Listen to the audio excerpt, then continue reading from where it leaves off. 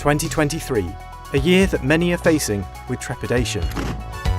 And whilst much of the world will be tightening its belt, there are plenty of ways in which 2023 is set to challenge assumptions, from antique treasures and old-fashioned solutions to psychedelic revelations, and the fate of the world's biggest population.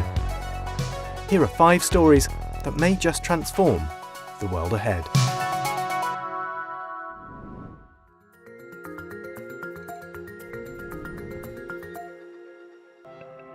In 2023, the most populous country on the planet will no longer be China, but India. China's population is peaking, while India's has continued to grow. And the UN predicts that on April the 14th, 2023, India's population will overtake that of China's. That is hugely significant in symbolic terms, but what's more important is the composition of the Indian population, specifically the size of its working age population. India has more people of working age than any other population group.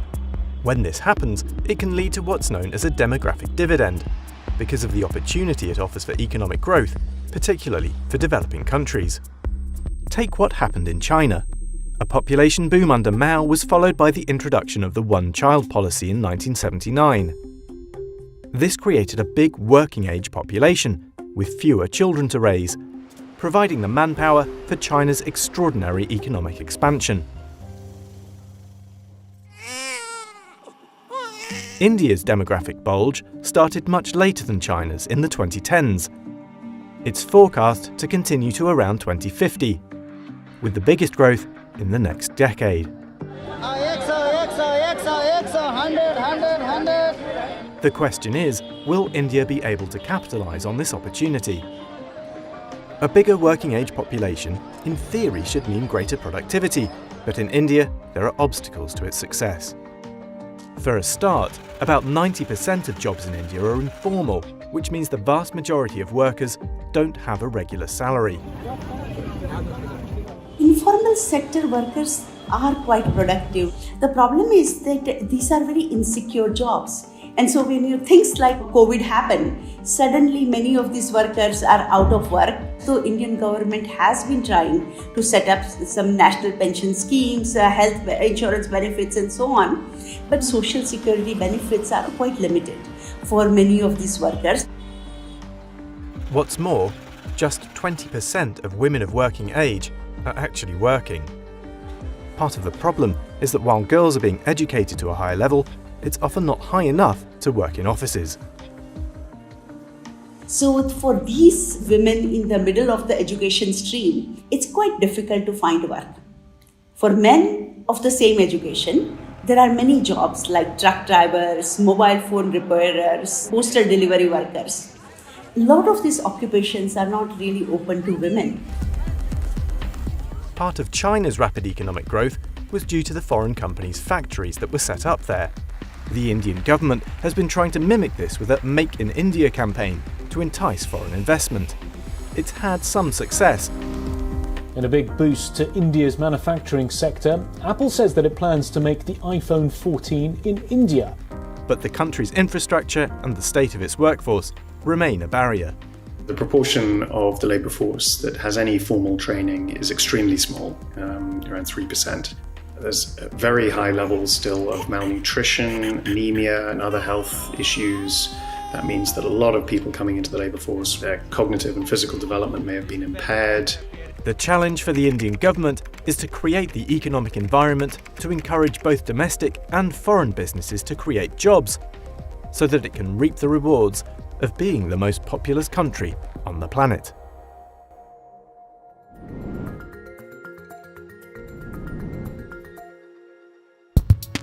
"2023 could be the year that party drugs get closer to being in your prescriptions.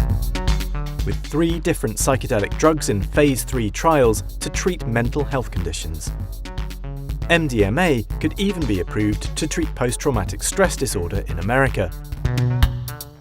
2023 could potentially be a landmark year for us. This could be the first psychedelic-assisted therapy approved by a regulatory body. In any given year, around 12 million Americans suffer from PTSD, and for some, like veteran John Lubecki, it can last many years. He was a participant in a Phase 2 trial run by MAPS PBC, which has been developing MDMA-assisted therapy since 2004. You're experiencing just kind of weird. Very.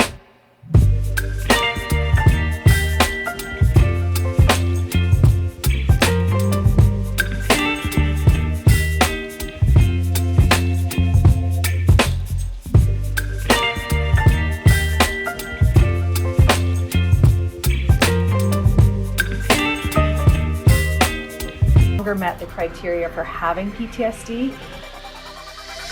If MDMA does get approved for PTSD in 2023, it will be again for patients who really have limited options at the moment for treating this very difficult and this terrible condition. Psychedelics like MDMA can make therapy much more effective. They can dampen activity in the part of the brain that processes fear and release feel-good hormones and neurotransmitters like serotonin, which help reduce anxiety and increase empathy, making it easier for a patient to reflect on a traumatic experience. Psilocybin, also known as magic mushrooms, will also be in a Phase 3 trial of a global study for treatment-resistant depression. That also has had a successful trial so far. After having this therapy, 12 weeks later, about 1 in 5 are in remission. A third drug, normally associated with nightclubs, is also in this critical final stage of testing.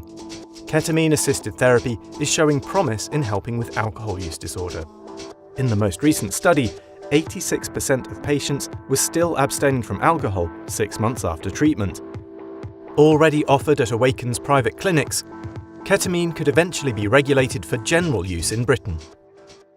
We're seeing them being hyped as cure-alls for lots and lots of different mental health conditions. And while I'm really excited about their promise, I do think it's really important that patients have realistic expectations about what they can achieve. But all in all, I think what we're looking at is 2023 is going to be a really pivotal year for psychedelic medicines. Hello, I'm Tom Standage, editor of The World Ahead.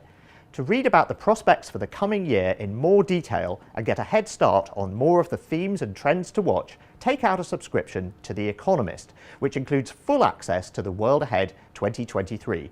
To get the best offer, click on the link. And now, on with the film. In 2023, there's one country which could make a global recession much worse: Japan. Japan's the third largest economy, and it's an important economy because its financial sector is intertwined with the financial sector of the rest of the world. Japan is the world's biggest creditor country. It holds trillions of dollars of assets overseas, which means what happens here has the potential to affect the world's financial markets. In recent years, Japan's central bank, the Bank of Japan, has been reassuringly predictable, keeping interest rates low thanks to its very low inflation. Interest rates only have to go up when inflation rises, and that just hasn't happened. So for a long time, Japan defied any predictions that it would have to raise interest rates or tighten monetary policy, to the extent that betting that it would have to do that was a notorious way to lose money. It was a trade called the widowmaker. It was always wrong. Even in the face of the pandemic and the energy crisis, the Bank of Japan held fast. The Bank of Japan, increasingly an outlier, keeping its overnight interest rate at minus 0.1%. The dovish tone continues. Oh boy, does it ever. That is until now. As interest rates have risen elsewhere in the world, Japan has found itself exposed by the widening gap. The effect of that has been to make the Japanese currency, the yen, less attractive to international investors, because if you buy the yen and invest in the Japanese bond market, you're getting a lower interest rate, lower return than if you invest in the US Treasury market, say, where you can benefit from those higher interest rates. As a result, the yen has fallen against the dollar, making imports more expensive for Japan, which pushed up the rate of inflation. So at the end of 2022, the Bank of Japan did something unexpected. It was all to do with the interest rate, known as the yield, on one particular form of Japanese government debt, its 10-year bond. The yield on this bond is crucial in Japan because it affects a lot of economic activity. Often, borrowing by companies, mortgages, and all kinds of contracts are related to long-term interest rates. So the idea is by keeping those interest rates low, you stimulate spending and growth in the economy.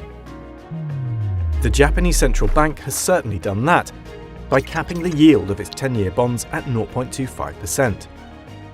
The yield of a long-term bond moves in the opposite direction to its price. So in order to keep the cap in place, the Bank of Japan has been buying as many bonds as necessary. But in December 2022, the Bank of Japan increased the cap to 0.5%. It might seem a relatively small move, but it was enough to destabilize the markets. Global markets were jolted overnight after the Bank of Japan unexpectedly widened its cap on 10-year Japanese government bond yields. And it was also an indication that in 2023, the Bank of Japan might go even further. The question is, how much further? It could ditch the cap completely, but it could also start to increase short-term interest rates too, as other central banks have done already. What's happened in 2022 is that central banks around the world, and most importantly America's Federal Reserve, have been raising interest rates. And what that's meant is that there's been a growing gap between interest rates in Japan and in the rest of the world. The Federal Reserve, for example, has increased interest rates from 0.25% at the start of 2022 to 4.5% at the end. But if interest rates in Japan climbed the same distance in 2023, it would be much more concerning, because Japan has the highest level of public debt of any rich country. While interest rates were low, high public debt was manageable. But if interest rates rise, investors will start to worry that Japan might not be able to service its debt and start to sell their bonds, causing bond yields to go up. Suddenly it's going to be more expensive for companies and for individuals to borrow. If there's a dramatic repricing in rates, that can be quite destabilizing for the economy. And because Japan is so intertwined with the rest of the world, this destabilization could spread to other financial markets, which means what the Bank of Japan chooses to do in 2023 could make any global recession much worse.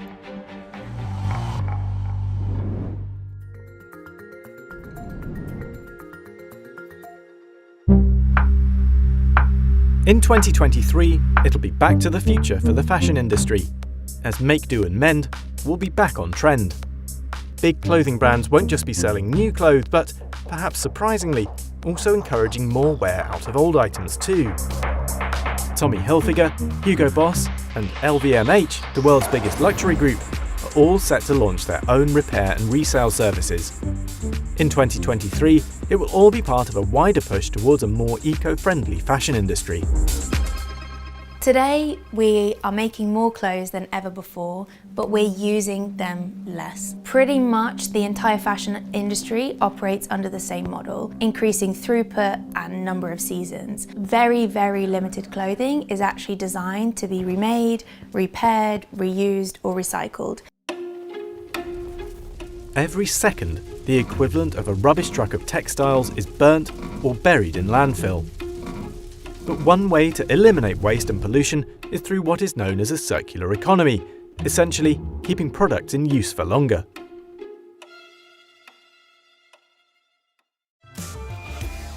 Save Your Wardrobe is a new digital business that has spotted an opportunity to do just that.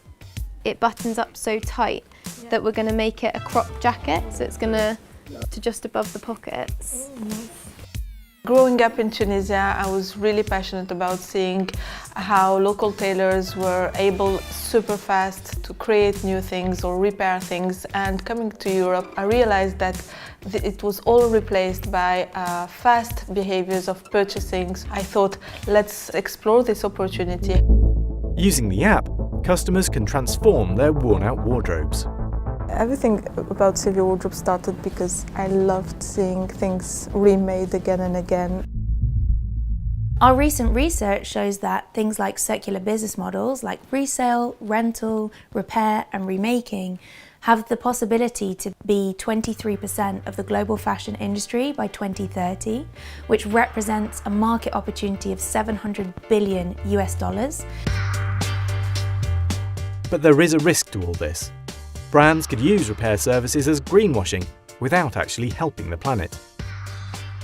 If an organisation is offering a service like repair, but to use that service they'll give you a voucher off their traditional linear sales, this is incentivising growth of their linear business model rather than actually mainstream transition to a circular economy for that business.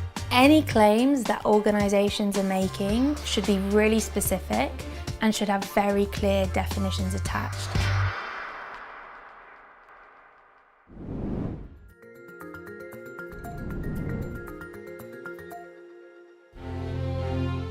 On May the 6th, 2023, Charles III will be crowned King of the United Kingdom. While all eyes will be on him, some may glance at his wife Camilla, and especially what she chooses to wear on her head. It's said that he wants Queen Camilla to wear the crown that his grandmother wore at her coronation in 1937. At the centre of that crown sits the Koh-i-Noor diamond, which was taken from India in 1849. It was presented to Queen Victoria, but the idea that this was any real way a gift is very much in dispute. If she wears it, one expert has said that for Indians, this would be a massive diplomatic grenade. In 2023, the Crown's colonial past will add fuel to broader debate over the repatriation of artefacts taken from other countries. The movement in favour of restitution is becoming increasingly strong. People should be allowed to see the art of their own countries in their own countries. Glasgow Life Museums will be the first in Britain to return artefacts to India. All 7 objects will be going back to New Delhi, and they have a museum which is devoted to the display of confiscated or returned artefacts. Our aspiration is to develop strong contemporary partnerships across the world. We don't think that's possible if we continue to retain objects to which we don't have legal or moral title. And so part of the process is to address some of these past mistakes and to rectify them. The Indian artefacts aren't the only items being sent home. Glasgow is also returning Benin bronzes, part of a wider campaign to repatriate these artefacts to what is now Nigeria. The National Commission for Museum and Monuments of Nigeria are acting on behalf of the Oba of Benin. They're trying to build a facility to house all of the returning bronzes. Thousands of bronzes were looted from Benin City when British troops invaded in 1897. Inotie Ogbebo is an artist who is part of the campaign to repatriate them to Nigeria. Collectively, they form the encyclopedia of our history, of our culture. So in taking them away and locking them in vaults in various museums all over the world, except in Africa, it creates that void. We can't access, as a people, the truths which our ancestors have encoded. Other collections in Britain and around the world have also approved returning bronzes, but restitution remains a controversial subject. The objects may be seen as just simply works of art, and therefore why is there a need to return them? But their spiritual and cultural significance is often way more important, and if one recognises that, then the return of the object becomes an obvious step to take. There are numerous items in museums across the world that are wanted back by their country of origin. Among the most infamous are the Parthenon marbles, many of which have been on display in the British Museum for 2 centuries. A Greek newspaper has revealed the museum has been in talks about their possible return. But there are many legal barriers to restitution, often making it a political decision rather than one solely for the museum trustees. Which means it remains to be seen whether the Parthenon marbles, the Indian Koh-i-Noor diamond, or indeed any other artefacts might make their way home. 2023 is going to be a huge year for this. Expect movement on requests from Egypt, from Ethiopia, from Ghana, from the Pacific Islands, from Easter Island, from Latin America, for things to be returned. This is not going to stop here. Thank you for watching. To read more of our coverage of what might be coming in 2023, click the link and don't forget to subscribe.